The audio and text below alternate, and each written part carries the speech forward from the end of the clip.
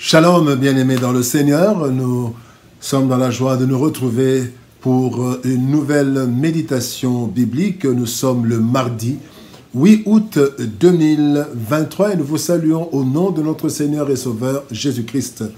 Notre méditation de ce jour nous conduit dans la lettre de Paul aux Romains, chapitre 8, verset 13. Romains 8, 13, dans la version Louis II, nous dit « Et si l'esprit de celui qui a ressuscité Jésus d'entre les morts habite en vous, celui qui a ressuscité Christ d'entre les morts rendra aussi la vie à vos corps mortels par son esprit qui habite en vous. » Parole de vie 2017 nous dit « Dieu a réveillé Jésus de la mort. Si l'esprit de Dieu habite en vous, ce Dieu qui a réveillé le Christ de la mort donnera la vie par son esprit à vos corps qui doivent mourir. » L'esprit de la résurrection. L'esprit de la résurrection, tel est le thème de notre méditation de ce mardi 8 août 2023. Bien-aimés dans le Seigneur, l'esprit qui est en l'homme détermine sa vie, sa marche et même son sort après la mort. C'est ainsi que nous devons prendre au sérieux notre vie spirituelle, car elle persistera après la mort physique. Et ce sera la plus longue partie de la vie puisqu'elle sera éternelle. Le texte de ce jour nous révèle le sort final de ceux en qui l'Esprit de Dieu habite. Certes, en tant qu'humains, nous mourrons tous. Cependant, si pour certains, ce sera la fin de toute chose, pour les chrétiens, les véritables du moins, ce sera le début de la vraie vie sans fin. Tirons quelques leçons de notre verset de ce jour.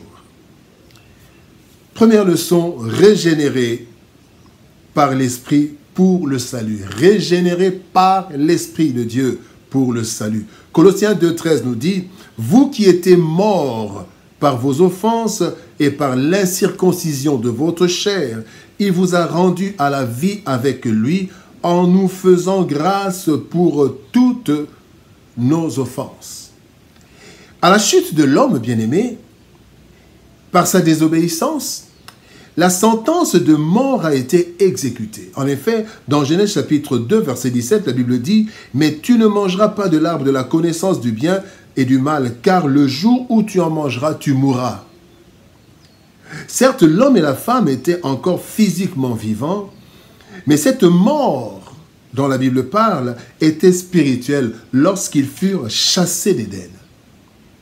Et c'est la condition de tout être humain né de la chair. Dans Romains chapitre 5, verset 12, la Bible dit « Par un seul homme, le péché est entré dans le monde, et par le péché, la mort, et qu'ainsi la mort s'est étendue sur tous les hommes, parce que tous ont péché. » Et donc, bien-aimés, la mort dont parle la Bible, c'est la mort spirituelle, la séparation d'avec Dieu. En fait, il y a deux morts. Il y a la mort physique et la mort spirituelle. La séparation d'avec Dieu, c'est la mort spirituelle. Et la séparation entre l'esprit et le corps, c'est la mort physique. La mort spirituelle, bien-aimé, est plus dure même lorsque l'on est en vie physiquement. Même si on est en vie physiquement, mais quand on est mort spirituel, c'est vraiment le malheur. Lorsque nous recevons Christ, le Saint-Esprit nous régénère et nous devenons vivants, physiquement et spirituellement, qualifiés alors pour la résurrection et la vie éternelle. Deuxième point, deuxième leçon, conduit par l'Esprit pour la vie.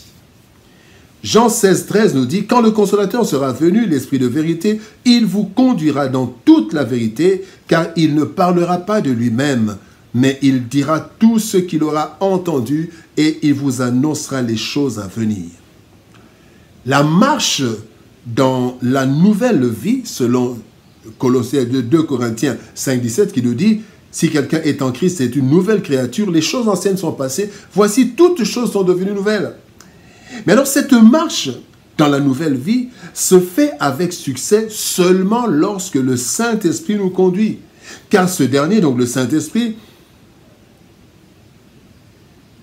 nous connaît. Il nous connaît parfaitement. Le Saint-Esprit connaît la volonté de Dieu sur nous et le Saint-Esprit connaît notre environnement direct et indirect. Alors, il peut nous guider.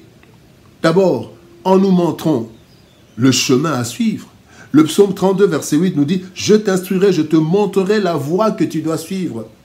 Le Saint-Esprit nous guide en intercédant pour nous. Dans Romains 8, 26, il est dit « Nous ne savons pas ce qu'il convient de demander, mais le Saint-Esprit intercède pour nous par des soupirs inexprimables. » Et le Saint-Esprit nous guide, bien-aimés, en nous enseignant et en nous rappelant la volonté de Dieu. Ce qui est dit dans Jean 14, 26, il est dit « Mais le consolateur, l'Esprit Saint, que le Père enverra en mon nom, vous enseignera toutes choses et vous rappellera ce que je vous ai dit. » Bien-aimés dans le Seigneur, toute cette conduite, c'est pour nous préserver et nous conduire vers la résurrection et la vie éternelle. Parce que nous avons une marche sur cette terre en attendant notre mort et notre résurrection plus tard.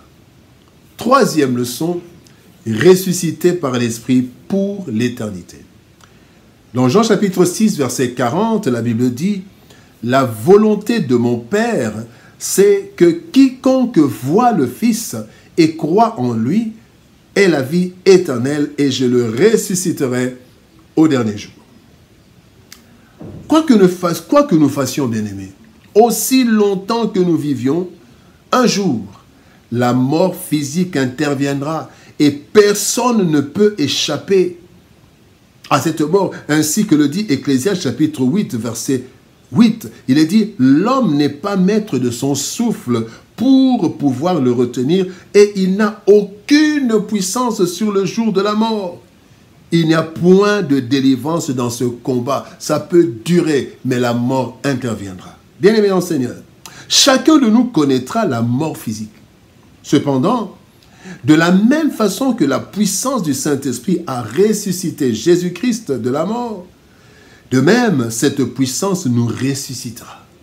La Bible nous dit dans Éphésiens 1, 19 à 20, quelle est envers nous qui croyons l'infinie grandeur de sa puissance se manifestant avec efficacité par la vertu de sa force. Il l'a déployé, donc il a déployé cette puissance en Christ en le ressuscitant des morts. Bien-aimés dans le Seigneur, puisque l'Esprit de Dieu habite en nous, il nous ressuscitera comme il a ressuscité Jésus-Christ. Il nous ressuscitera pour la vie éternelle. L'esprit de la résurrection. La vie éternelle, bien-aimée, est une réalité. Pour y accéder, il y a deux étapes cruciales. Il y a d'abord la mort et ensuite la résurrection. Ce dernier, donc la résurrection, ce dernier miracle, en fait, s'opérera durant notre dernier sommeil, la mort.